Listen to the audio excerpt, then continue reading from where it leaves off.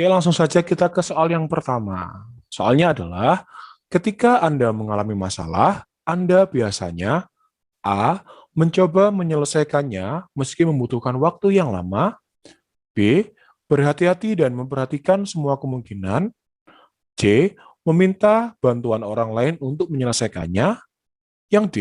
Mendiskusikannya dengan teman yang lain. Nah, soal ini terkait dengan unsur apa, teman-teman? Ya, terkait dengan unsur pengambilan keputusan dan komunikasi.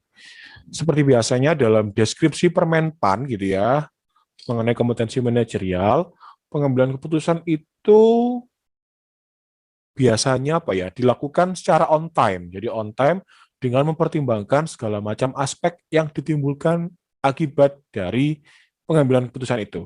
Jadi dia dipikirkan kira-kira kalau saya ambil keputusan ini dampaknya apa, kalau ini dampaknya apa gitu ya teman-teman. Nah, kira-kira komunikasi itu apa sih gitu ya. Jadi idenya, kemampuan memberikan pandangan atau ide pada orang lain dengan alasan yang logis. Jadi kalau ada masalah, kalau saya ada masalah, saya harus ngapain kan itu ya. Tadi ini concernnya ke pengambilan keputusan yang tadi saya jelaskan bahwa kita harus berhati-hati dalam menyelesaikan masalah itu dan memperhitungkan semua kemungkinan yang ada dari keputusan itu. Ya, jadi jawaban yang tepat atau yang mendapatkan bobot paling tinggi itu adalah opsi B, yaitu berhati-hati dan memperhitungkan semua kemungkinan.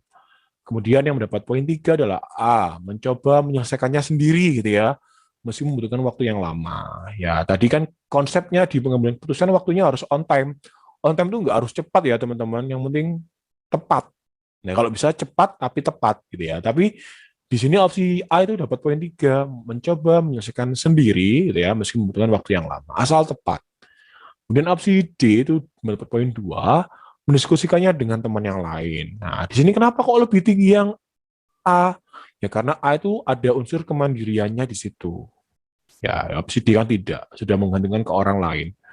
Bagi opsi C, mencoba bantuan orang lain untuk menyelesaikannya. Ini malah bergantung banget ke orang lain ya. Jadi pilih opsi jawaban yang mengandung nilai positif, dalam artian mandiri di situ ya. Opsi D tadi kan sudah menggantungkan ke orang lain, makanya dia tidak mandiri. Bisa konteksnya seperti itu. Oke, kita ke soal berikutnya ya teman-teman. Saat saya diterima di Universitas Impian, sedangkan tak mempunyai uang, maka saya akan A. Meminta agar penerimanya bisa ditunda sampai memiliki uang. Wah, ini. B. Melakukan apapun agar diterima di universitas tersebut. Opsi C. Mencari pinjaman ke saudara dan kerabat. Opsi D. Menyerah dan mencoba alternatif kampus yang lain. Soal ini terkait dengan komunikasi dan pengambilan keputusan. Jadi harus cepat diterima di kampus impian, ternyata nggak punya uang, harus ngapain dong gitu ya. Ya, kalau saya ya harus C, mencari pinjaman ke saudara dan kerabat. Di sini komunikasi ya, kita harus memberikan apa ya, janji dan mewujudkan janji itu. Misalkan saya pinjam uangnya dong, bulan Mei saya bayar ya harus sesuai dengan janji itu. Dan komunikasinya harus tepat teman-teman. Di sini kita sebagai orang yang meminjam jadi gunakan bahasa yang sopan gitu ya. Pengambilan keputusan, jadi segera cari pinjaman yang kira-kira tidak ada bunganya gitu ya. Saudara kan nggak ada bunga kan atau kerabat gitu ya. Nah, opsi A, meminta agar penerimanya ditunda sampai memiliki uang. Nah, ini agak kurang logis juga sebenarnya. Tapi D malah mencoba mencari kampus lain. Kan malah sayang ya, itu kampus yang sudah diidam-idamkan dari dulu. Sekarang sudah diterima, malah ditinggalkan, naif banget gitu ya. Apalagi B, melakukan apapun agar diterima di universitas tersebut. Apapun tuh apa kan nggak jelas ya, bisa jadi malah hal yang bernilai negatif. Dan itu kan tidak baik dengan nilai-nilai atau tidak sesuai dengan nilai kompetensi manajerial, sudah bernilai negatif. Gitu teman-teman, kita ke soal berikutnya.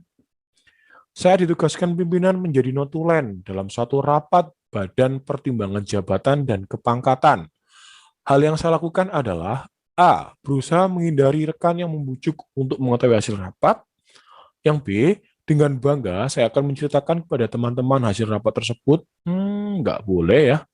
C. Tidak akan membocorkan hasil rapat karena bukan wewenang saya. Yang D. Mencatat hasil rapat dengan baik dan bersikap hati-hati di luar rapat. Ya, bisa jelas Bisa jadi D yang benar sudah jelas ya, terkait dengan integritas. Jadi bertindak sesuai dengan aturan yang ada. Jadi sebagai seorang notulen, dipercaya, diamanahi, ya jangan diceritakan ke orang-orang lah. Kita harus jaga hasil rapat itu. Jadi jelas ya, jawaban D yang paling baik dan mendapatkan poin 4. Dan yang paling rendah adalah B. Masa hasil rapat malah diobrol hasilnya. Selagi itu bersifat rahasia ya jangan diceritakan. Meskipun nilainya positif, sebisa mungkin dijaga ya teman-teman. Apalagi ini terkait dengan pertimbangan jabatan dan kepangkatan. Jadi bisa jadi si A naik pangkat, naik jabatan, tapi kan belum dipublikasi oleh pimpinan. Jadi ya jangan diceritakan ke siapapun. Seperti itu. Jadi dicatat aja lah hasil rapatnya dengan baik, karena tugasnya notulen kan seperti itu.